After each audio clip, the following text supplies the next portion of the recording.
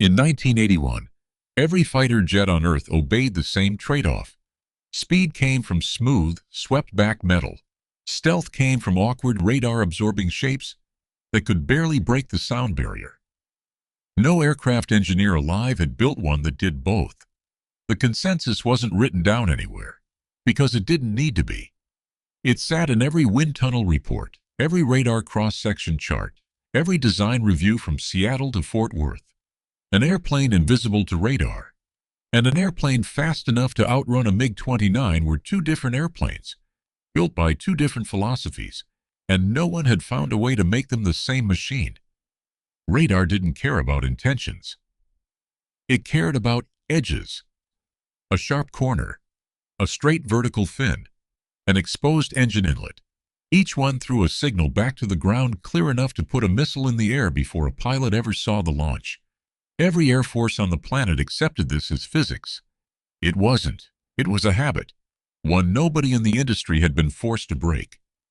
One engineer, working in a windowless building half a mile from Northrop's main campus, looked at that habit and decided it wasn't a law at all. His name was John Cashin. He was 36 years old. He had never designed an airplane. For the decade before that, he had chased things the human eye couldn't see. At Hughes Aircraft, he tracked the ionized trail a rocket left as it screamed back through the atmosphere. He studied how radar and infrared sensors picked up a warhead falling through re-entry. He worked ballistic missile defense, teaching machines to find an object in the sky before a human ever could. None of it involved a single rivet, a single wing, a single cockpit. In 1973, Northrop hired him. For a year, he worked on lasers. Then, in 1974, the company handed him a different problem, one no aircraft manufacturer on Earth had solved. Not how to build a faster fighter, not a more maneuverable one. How to build one that radar could not find at all. John Cashin was born in April 1937 in the United States, into a country still climbing out of the Depression, and about to be pulled into a war that would remake American industry from the ground up. The public record does not name his father's occupation or his family's economic position. Those details were never documented, and this account will not invent them. What the record does show clearly is what he did with his education once he had the chance to pursue it. He did not go to college in the ordinary way. From 1960 to 1964, Cashin worked full-time at Bell Labs, the research arm of the American telephone system, and at the time one of the most demanding technical environments in the country, while studying electrical engineering at the New Jersey Institute of Technology. 4 years of night classes stacked on top of a full-time engineering job. He graduated in 1965 at 28, with a bachelor's degree earned the hard way. After the workday ended, not instead of it. Most engineers with a fresh degree took the safe, adjacent job. Cashin took the strange one. Hughes Aircraft hired him straight out of NJIT to study something almost no one outside the missile defense world thought about: the gas dynamics of rocket plumes and the wakes left behind by objects re-entering the atmosphere at hypersonic speed. His job was to figure out how radar and infrared sensors could detect and track those wakes.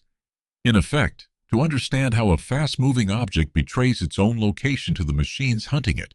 It was not aviation. It was not even close to aviation.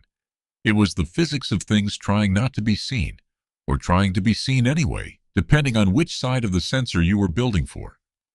The work was good enough that Hughes gave him a fellowship to keep studying while he worked.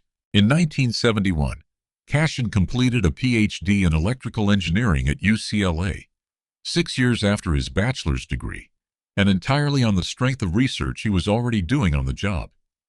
At Hughes, that research had two threads that would matter enormously a decade later.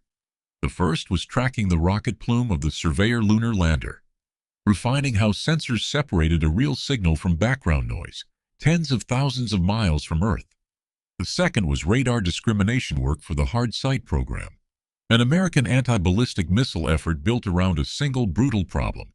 When an incoming warhead is surrounded by decoys, how does a radar operator tell which object is real? That question, how do you make a machine correctly interpret what a sensor is and isn't seeing, was Cashin's actual specialty, years before he ever touched an airplane. It is the same question, asked in reverse, that stealth technology exists to answer. A discrimination radar tries to find the one true signal inside a cloud of clutter. A stealth aircraft tries to become the clutter. By 1971, John Cashin had spent his entire professional life on one side of that equation. He did not yet know he was about to be handed the other side of it, and told to solve it for an airplane that also had to fly at twice the speed of sound. The event that pulled John Cashin into aviation didn't happen at Northrop. It happened in the Sinai Desert in October 1973 during the Yom Kippur War, and its shockwaves reached every defense engineer in the United States within months. Israeli fighter bombers, flying some of the most capable aircraft in the world, ran straight into a wall of Soviet-supplied surface-to-air missiles and radar-guided anti-aircraft guns. In just over 2 weeks of fighting, Israel lost more than 100 aircraft, a rate of attrition that stunned American war planners watching from the Pentagon. The lesson was blunt and impossible to ignore. Modern radar-guided defenses could shred an air force that flew the old way, no matter how fast or well-armed its jets were. Speed and firepower were no longer enough. An airplane needed to not be found in the first place. That lesson landed on Northrop's doorstep as a classified research problem, funded quietly through the Defense Advanced Research Projects Agency. The company was already doing early low observables work, radar-absorbing materials, oddly faceted shapes. But in 1974, a year after Cashin joined the company, Northrop reassigned him from laser research onto that program. He was 37. The technical problem waiting for him was not new to him in substance, only in application. Earlier stealth thinking at Northrop and elsewhere focused on defeating radar from one direction at a time, nose on, the angle a fighter would present while attacking. Cashin's background said otherwise. Years spent on missile defense discrimination, teaching a radar system to find one true object hidden in a field of decoys, had trained him to think about detection as a full-sphere problem, not a single-angle one. A real airplane in real combat didn't just approach a radar site head-on. It banked.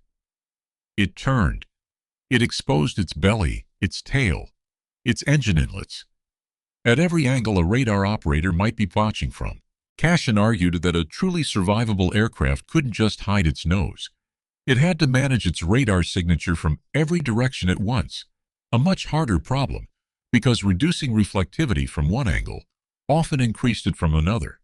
It was the same trade-off logic he'd spent a decade studying at Hughes, just inverted. Instead of helping a sensor separate a real target from clutter, he now had to help an aircraft disappear into the clutter itself, from any direction an enemy radar happened to be looking. That full-sphere approach to signature reduction became the design philosophy Northrop would carry through the next 2 decades, through Tacit Blue, the strange, flat-sided testbed that validated the concept in the early 1980s, through the B-2 bomber, and eventually through the airplane this story is really about.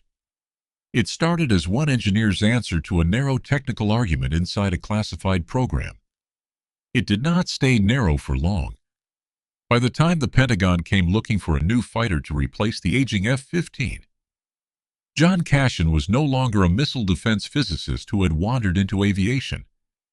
He was the man Northrop would turn to first. By the late 1980s, Cashin's full-sphere signature work had become the technical backbone of Northrop's bid for the Air Force's Advanced Tactical Fighter program, a competition to replace the F-15 with something that could survive against the next generation of Soviet radar and missiles. Northrop's design, built with McDonnell Douglas, would carry his approach further than any aircraft before it, on a jet meant to do something Tacit Blue and the B-2 never had to: fly at supersonic speed while staying nearly invisible. On June 22, 1990, the aircraft rolled out at Edwards Air Force Base in California. Northrop had named it the Black Widow II, after the company's own P-61 night fighter from the Second World War. 2 months later, on August 27, 1990, the first prototype, internally called PAV-1, flew for the first time, with Northrop Chief Test Pilot Paul Metz at the controls. A second prototype, PAV-2, joined the flight test program that October. The airplane looked like nothing else in the sky. It had no vertical tail fins in the conventional sense. Instead, two enormous, sharply angled surfaces splayed outward from the fuselage, a shape Cashin's team had settled on because a slanted, all-moving surface returned far less radar energy than a flat, upright fin standing straight into a radar beam. Diamond-shaped wings blended directly into the fuselage with no sharp seams for radar to catch. The engine exhaust, normally one of the hottest, most radar-visible parts of any jet, was buried and shaped to disperse both heat and reflection before it ever left the airframe. Supercruise, the ability to fly faster than the speed of sound without using afterburner. The fuel-hungry, radar, and infrared bright boost most fighters need to go supersonic, was the aircraft's second defining trait. Within its first year of testing, the Black Widow demonstrated exactly that, cruising supersonically at roughly Mach 1.6 without afterburner, and reaching a top demonstrated speed near Mach 1.8 during test flights, with a design maximum widely reported above Mach 2. No fighter prototype competing for the same contract came close to matching it. By any technical measure Cashin's team could put a number on, the airplane worked. It was, by most independent assessments at the time and since, the stealthier of the two ATF finalists. And it was faster. Air-to-air refueling was achieved by the fourth test flight. Supersonic flight came by the fifth. In under a year, the two prototypes flew roughly 50 test sorties, without a major setback. And still, inside the Air Force evaluation teams reviewing both finalists, a different argument was taking shape. One that had almost nothing to do with radar cross-section or top speed. The objection wasn't that the Black Widow 2 failed to perform. It was that Northrop, as a company, carried more risk. The Air Force's evaluators were weighing two intertwined fears: whether Northrop and McDonnell Douglas could actually manufacture a jet this complex, in the volumes the Air Force needed, on schedule and within budget, and whether the rival team, led by Lockheed, had demonstrated the kind of maturity and agility the service trusted more for a program this large. It was not an unreasonable position. Northrop was, at the time, still absorbing the cost overruns and manufacturing strain of the B-2 bomber program. The same stealth expertise that had produced Cashin's breakthrough was also, in the eyes of some evaluators, evidence of a company already stretched thin. A fighter that was marginally stealthier and meaningfully faster meant little to the Air Force if the company building it couldn't deliver hundreds of them on time. Northrop's counter-evidence was concrete, and it came in three parts. First, radar cross-section. Independent assessments consistently placed the Black Widow 2's signature below that of its rival, across a broader range of viewing angles. The direct result of Cashin's full-sphere approach, rather than a single-aspect fix. Second, sustained speed. No competing ATF prototype matched its demonstrated supercruise performance, a capability that translated directly into range and survivability in a real intercept. Third, growth margin.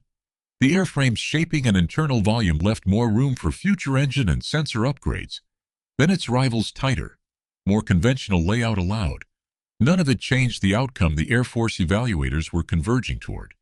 The people weighing production risk over radar returns did not yet know they had already decided the wrong airplane would win the argument that mattered less. The flight test campaign that followed PAV-1's first flight moved at a pace almost no stealth program before it had managed. Air refueling was demonstrated by the fourth flight. Supersonic speed came by the fifth.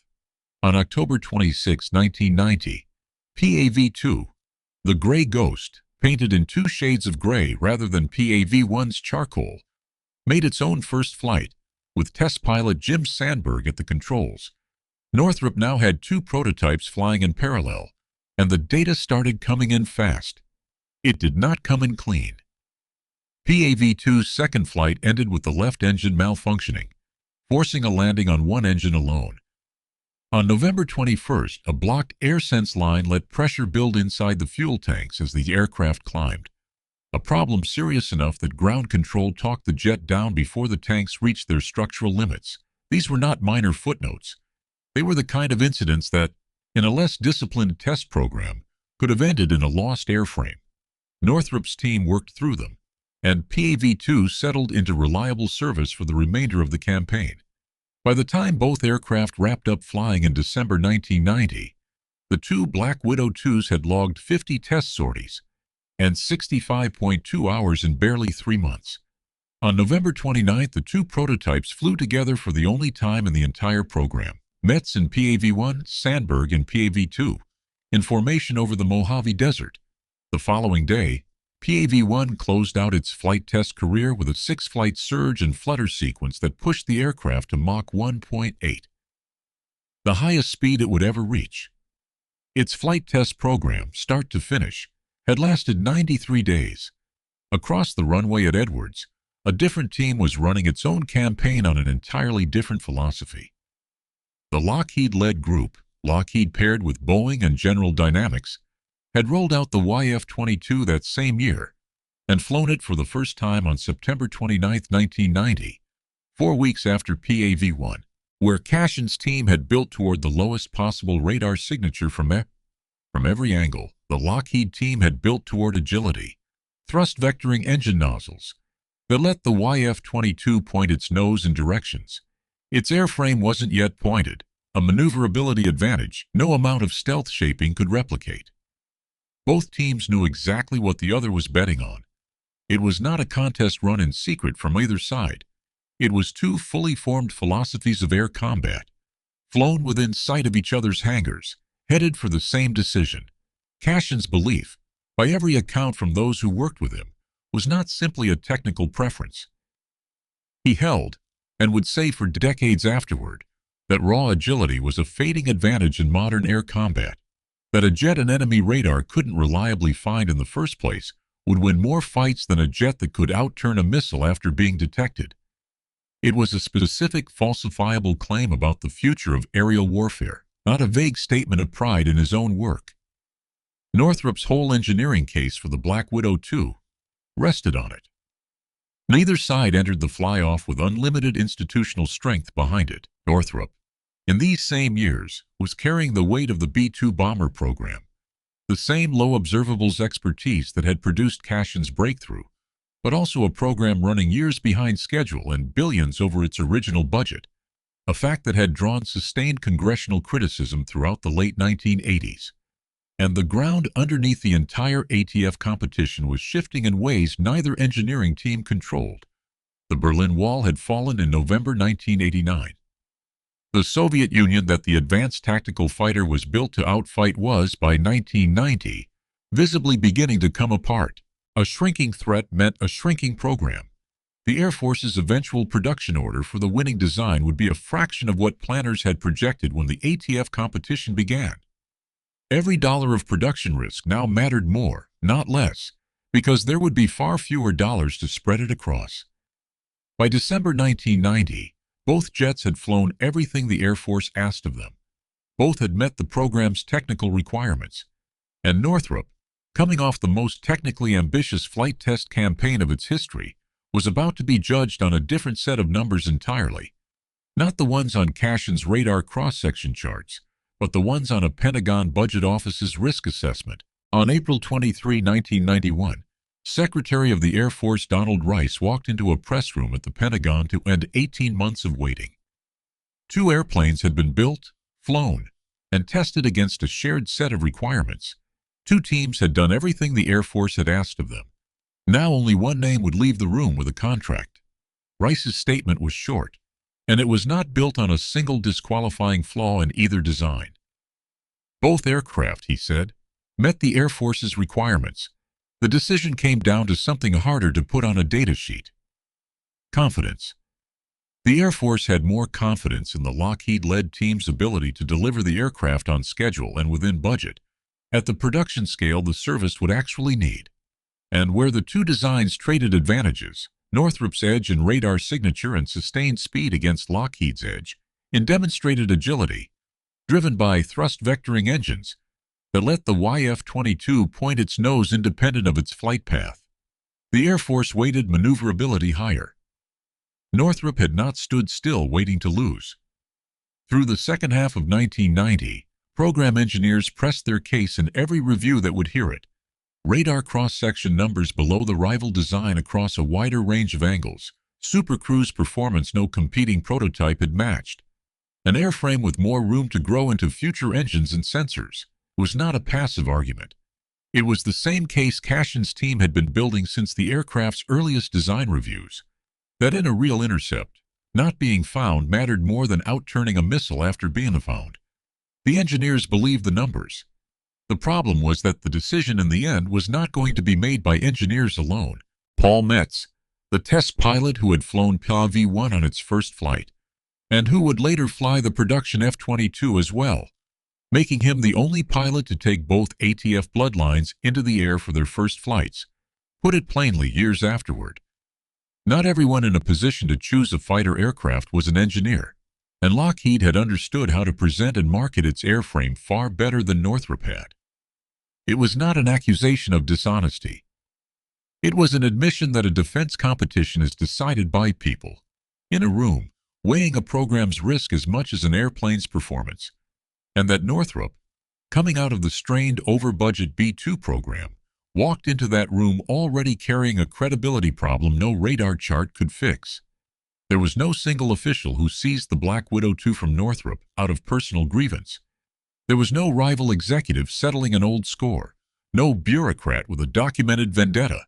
What ended the program was a risk calculation, made collectively, by people who genuinely believed they were choosing the safer path for a service about to shrink its fighter fleet in a world where the threat that justified building it in the first place was disappearing in real time. That is a harder story to tell than a villain. It is also the true one.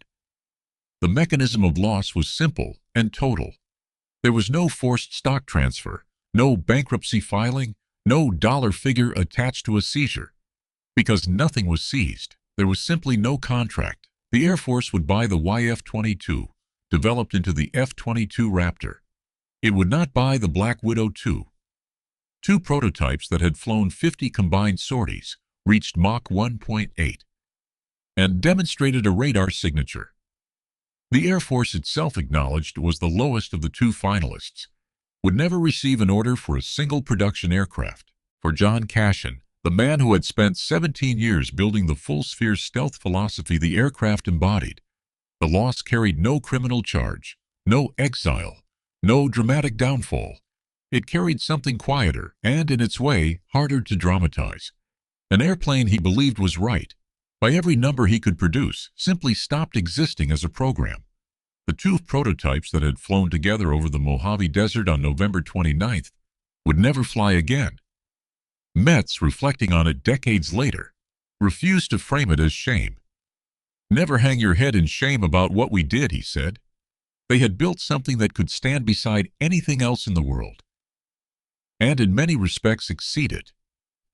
That conviction did not change the outcome, it simply outlived it. Northrop did not fight the decision publicly for long. There was no lawsuit, no congressional appeal, no attempt to reverse the April 1991 announcement. The two Black Widow prototypes were quietly retired from flight status.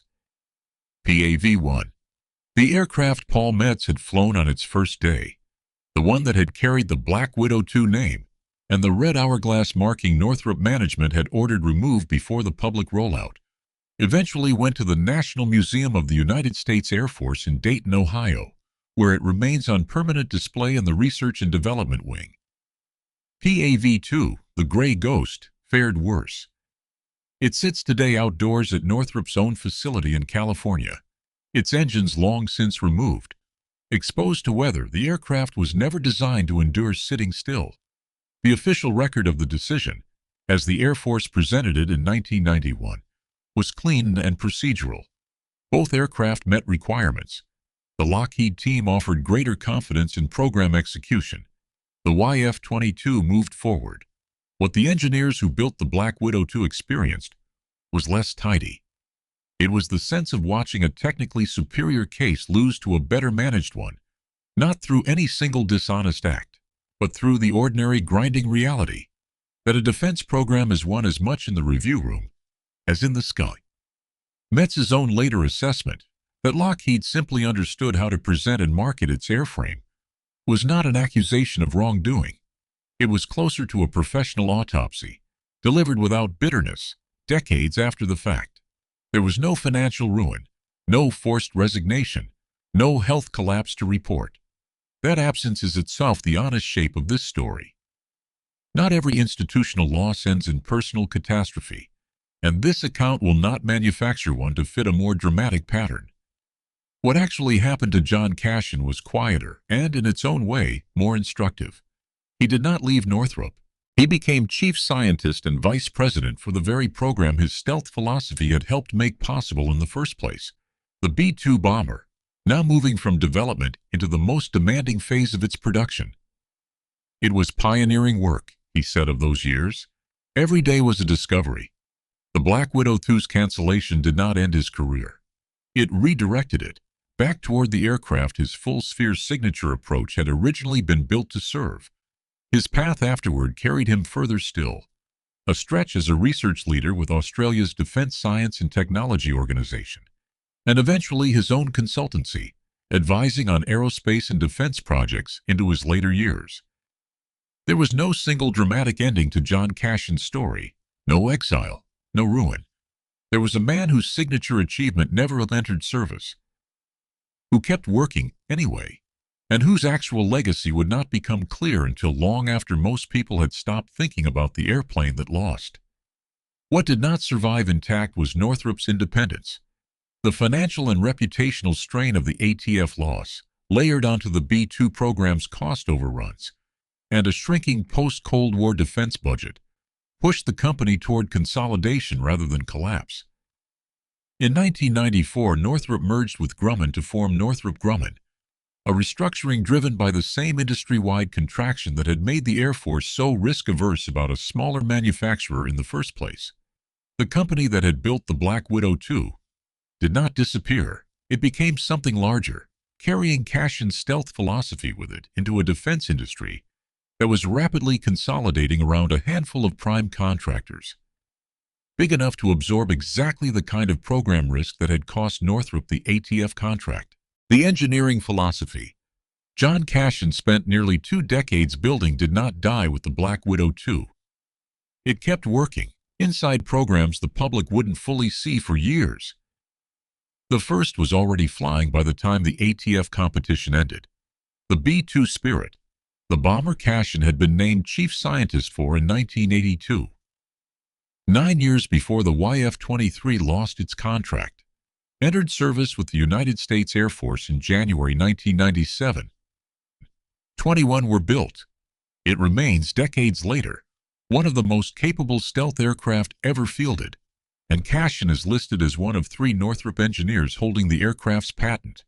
The full-sphere signature management approach he had argued for since his earliest years on the ATF program, the same philosophy the Air Force's evaluators had ultimately weighed against Lockheed's agility and found less decisive, was built directly into the B-2's flying wing shape, described by radar engineers as the closest achievable form to an infinite flat plate, a surface with almost nowhere for a signal to reflect back from at all.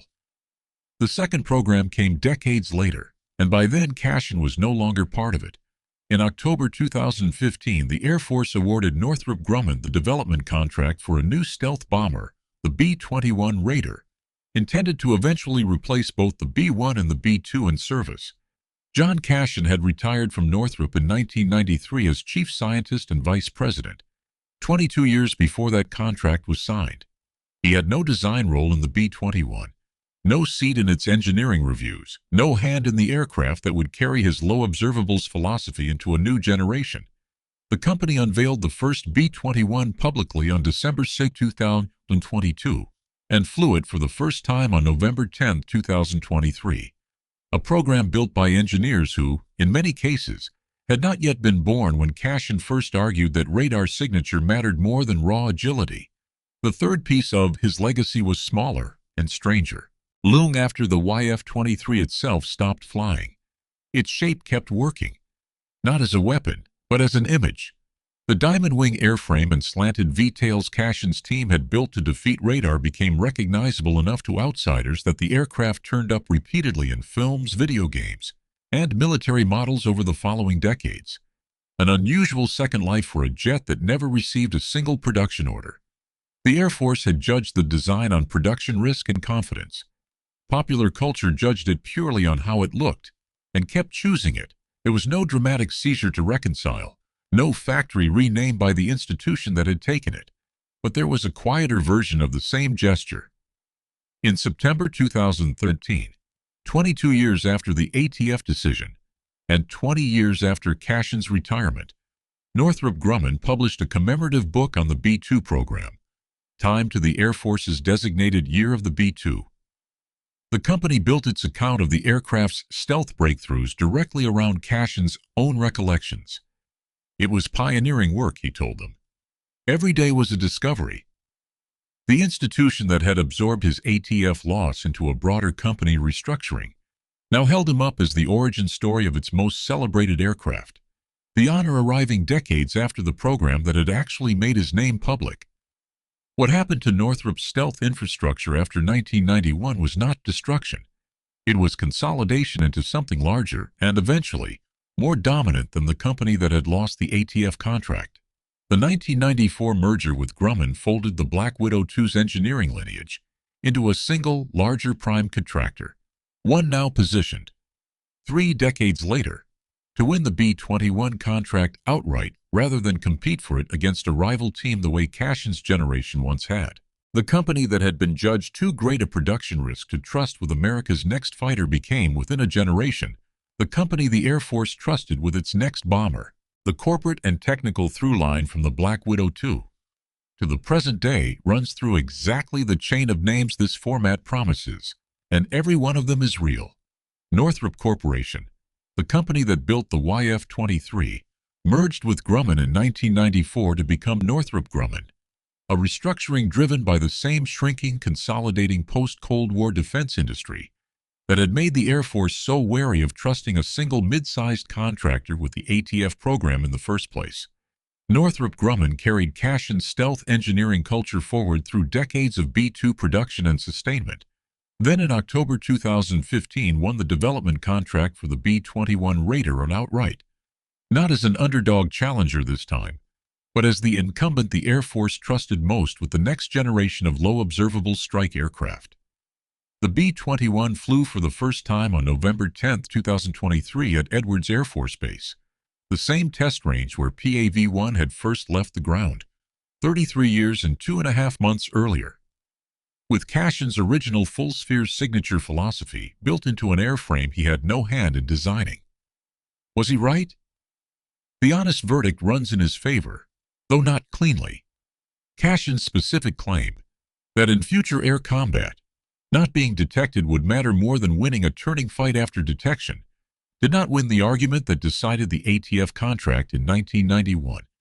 The Air Force weighted the YF-22's demonstrated agility higher than the Black Widow II's radar advantage, and Lockheed's team, by every surviving account including that of Northrop's own chief test pilot, simply ran a more convincing program review. But the trajectory of every stealth aircraft the U.S. Air Force built afterward tells a different story than the 1991 press conference did. The F-22 that beat the Black Widow II still carried extensive low observable shaping of its own. Lockheed's team never argued that stealth didn't matter, only that agility mattered enough to be worth the signature trade-offs it cost. The F-35 that followed leaned further into signature management than maneuverability. And the B-21, the aircraft actually being built today by the company that lost the ATF contract, is a low observable flying wing descended in a straight technical line from Cashin's B-2. Not from anything resembling the YF-22's approach at all. The industry did not reject his argument. It absorbed it slowly into every stealth aircraft that came after the one that lost. The clearest way to see what separated the two ATF finalists is to set their philosophies side by side. Cashin's approach to the Black Widow II was a philosophy of subtraction. Remove every angle, every edge, every hot exhaust plume a radar or an infrared sensor could seize on, until the airplane had as little to detect as physics would allow. Even if that meant sacrificing some measure of within visual range maneuverability. The Lockheed team's approach to the YF-22 was a philosophy of addition. Keep the signature low, but add thrust vectoring engines, added mechanical complexity, and added performance envelope. No radar-optimized shape could match. betting that an enemy who did find the jet would still lose the fight that followed. Both philosophies produced real, flying, technically excellent airplanes. Only one of them produced the aircraft the Air Force actually wanted to build in 1991. 3 decades later, the aircraft the Air Force chose to build next looked far more like the one it had rejected. The Black Widow II never fired a shot, never deployed to a single base, never flew a single operational sortie beyond the 50 test flights that proved it could do everything Northrop said it could. It sits today in 2 places. One intact under museum lights in Dayton, Ohio, honored as a research artifact. One outdoors in California, stripped of its engines, exposed to the exact weather its radar-absorbing skin was never designed to survive sitting still in. Both versions of that ending are true at once, and neither cancels the other out. The Air Force chose the airplane that could turn faster. History chose the shape that couldn't be found at all.